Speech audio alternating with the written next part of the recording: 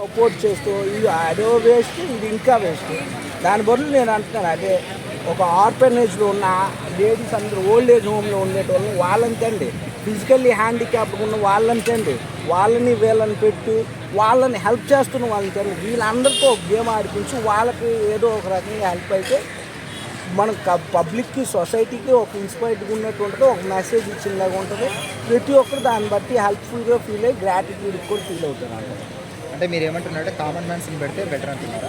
Common man అదే నేను చెప్తున్నాను, who are unfit for the wealth. ఎవరైతే వెల్త్ని సృష్టించుకోవడానికి they can't able to create the wealth, వాళ్ళు సృష్టించుకోలేరు. అలాంటి వాళ్ళని హెల్ప్ చేయాలి. ఇప్పుడు హ్యాండిక్యాప్డ్ పర్సన్ వాడు చేసుకోలేడు, వాటిలో ఎన్నో ఎబిలిటీస్ ఉంటాయి, వాళ్ళ స్కిల్స్ ఇంకా ఎక్కువ ఉంటాయి. మనం వాళ్ళ స్కిల్స్కి మనం ఇంకా బ్రాడ్గా చూస్తే ఈవెన్ దో నార్మల్ పర్సన్ కన్నా ఎక్కువ స్కిల్స్ ఉంటాయి. అలాంటి వాళ్ళని సపోర్ట్ చేస్తే ఇంకా బాగుంటుంది. మీరు ఇప్పటి వరకు అయితే ఒక వీక్ ఒక ఎపిసోడ్ కానీ చూడలేదు ఈ సీజన్? ఈవెన్ దో యాడ్ కూడా చూడలేదు. ఎందుకని చూడాలి, అదే నేను చెప్తున్నాను. చూడరా ఇంకా? అది చూడను కూడా అన్వాంటెడ్, వేస్ట్ ఆఫ్ టైం. అంటే మీ పాయింట్ ఆఫ్ వ్యూలో ఎవరు వస్తే బాగుంది అనుకున్నారు బిగ్ బాస్ షో? అంటే కొన్ని నేమ్స్ కామన్ పీపుల్ అదే నేను అంటున్నానండి. అంటే బిగ్ బాస్ షోయే కాకుండా నేను ప్రీవియస్గా మంచు లక్ష్మి మేము సైతం అని చెప్పారు చూసారా, ఆ రిలేటెడ్గా ఎవరినైనా హెల్ప్ చేసే ఆ టైప్ ఆఫ్ ప్రోగ్రామ్స్ కంటే వీఆర్ మచ్ మోర్ హ్యాపీ. అంటే వీ ఫీల్ మోర్ ఎంటర్టైన్ అని నేను అందులో ఎంటర్టైన్ ఫీల్ అవుతాను. సెలబ్రిటీస్ తెచ్చి వాళ్ళు హెల్ప్ చేస్తున్నట్లు అలా చేసేది ఇంకా హెల్ప్ఫుల్గా ఇస్తుంది మాకు, అదే ఎంటర్టైన్ అనుకోని నేను.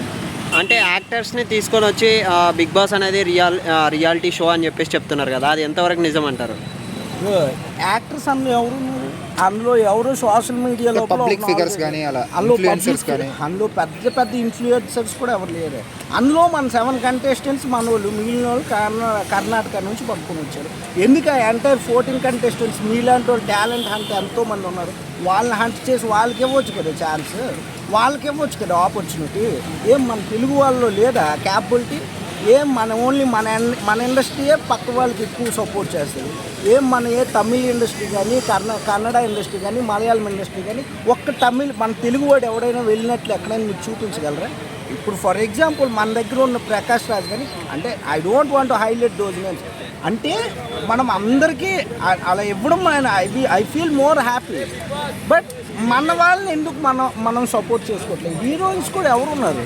హీరోయిన్స్లో మన తెలుగు వాళ్ళు ఎవరు ఉన్నారు? యాక్సెప్ట్ మొన్న వచ్చిన వైష్ణవి తప్ప ఇంకెవరు లేరు. అందరూ కూడా వైష్ణవి మన తెలుగమ్మ ఆల్మోస్ట్ వీళ్ళిద్దరిని తప్ప అందరూ బయట వాళ్ళనే సపోర్ట్ చేస్తున్నారు.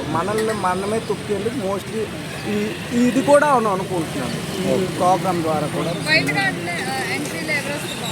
వైల్డ్ కార్డ్లో ఎంట్రీ అని అంటే నాకు తెలిసి టోటల్ ఫస్ట్ 7 కంటెస్టెంట్స్ తీసి ఎవరెవరికైతే ప్రాపర్ ఎబిలిటీ ఎంటర్టైన్మెంట్ లోపల ఎవరెవరు ఉన్నారో, ఈవెన్ దో మన తెలుగు వాళ్ళు వెబ్ సిరీస్ గట్రా ఇలా సోషల్ ఆర్గనైజేషన్స్ ఎవరైతే క్రియేట్ చేసి హెల్ప్ చేస్తుంటారో వాళ్ళకి ఒక ఆపర్చునిటీ ఇస్తే ఐ ఫీల్ మోర్ హ్యాపీ. అంటే చాలామంది ఉన్నారు ఇప్పుడు, అంటే ఇప్పుడు ఆయన అయితే బ్యాడ్ నేమ్ వచ్చేసింది హర్ష సాయి గారు. అంటే ఈ మధ్యన కొన్ని ట్రోల్స్ వల్ల ఈ రిలేటెడ్ పీపుల్ చాలామంది ఉన్నారు. ఇప్పుడు మనం వైజాగ్ ఒక అక్క అని వైజాగ్ అక్క. అంటే మీరేమనుకుంటున్నారు? హర్ష సాయికి బ్యాడ్ నేమ్ వచ్చింది అని చెప్పేసి బయట అనుకుంటున్నారు కదా, ఆయన అలా చేయడం అనేది కరెక్టా రాంగ్? అది అయితే కొంతవరకు రాంగ్ అండి. హర్ష సాయి అలా ఏ రకంగా రాంగ్ అనిపించింది? ఎందుకంటే ఇప్పుడు అదొక టైప్ ఆఫ్ గ్యాంబ్లింగ్ గేమ్స్ని ఎలా ప్రమోట్ చేస్తావు? ఇప్పుడు ఆ గ్యాంబ్లింగ్ గేమ్స్ వల్ల నీకు ప్రాఫిట్ వస్తుంది అని సింపుల్గా నిన్ను అడ్మైర్ చేస్తూ నిన్ను ఇన్స్పైర్ చేస్తూ చాలామంది ఆడతారు. ఇప్పుడు అలా ఆడడం వల్ల చాలామంది చాలా ఫెయిల్ అయిపోతారు. ఈవెన్ దో వాళ్ళ entire properties they will be get lost. That's the reason. కాబట్టి అది కంపల్సరీ రాంగ్. అలా చేయడం అనేది కరెక్టే కాదు. ఎలా అని చెప్తారు గ్యాంబ్లింగ్ గేమ్స్ ప్రమోట్ చేయడం? ఓకే, అంటే ఇప్పుడు అతనే